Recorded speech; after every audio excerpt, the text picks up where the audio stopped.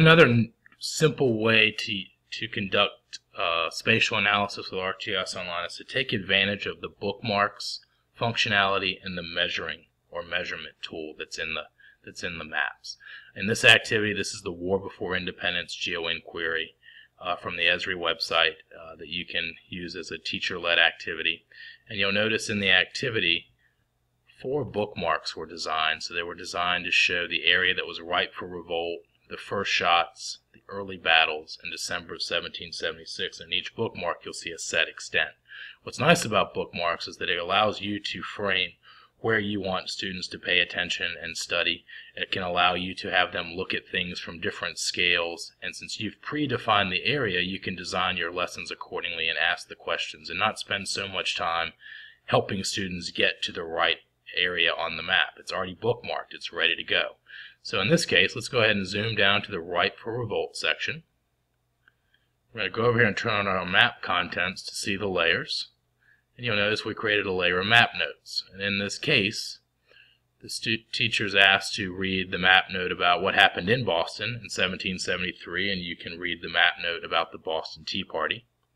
And you can lead a little conversation on, well, how do you think the king might respond? And they're going to say the king was probably pretty mad. And so you can then read the map note here and read about the Boston Port Act, which was part of the Intolerable Act, saying that Boston's port is closed to all ships no matter what type of business they're involved in. And then you can ask, well, how would colonists feel about that? And you can say, well, now let's look at the bookmark and the setting for the first shots of the war. And so you click on bookmarks again, choose for first shots, and notice it takes you right down to Boston, Lexington, and Concord. And if you click on this map note out here just to the north of Concord and you read it, it talks about the local militia and the Minutemen drilling and training, and the redcoats and the generals in Boston learn about this, and they give orders to say go out into that countryside and collect those weapons from the colonists. Well, we all hopefully know the story that there was a famous son of liberty named Paul Revere who went out in the countryside and said, turn out, the regulars are coming. And you can turn on that layer and you can see Paul Revere's route. If you click on it, though, you'll notice that it's not just Paul Revere on this route. They'll also learn that Billy Dawes was with him. And then as you get to Lexington, Prescott, Dr. Samuel Prescott joins them. And it's Prescott who makes it all the way to Concord. So you can reveal that with just the way that the layers were set up.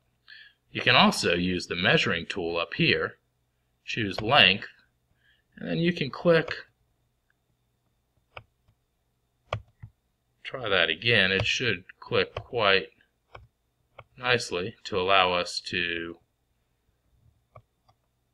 click and show the distance from Lexington to Boston, and you can see that the first shots happened within 16 miles of Boston, and that was the area that was ripe for revolt.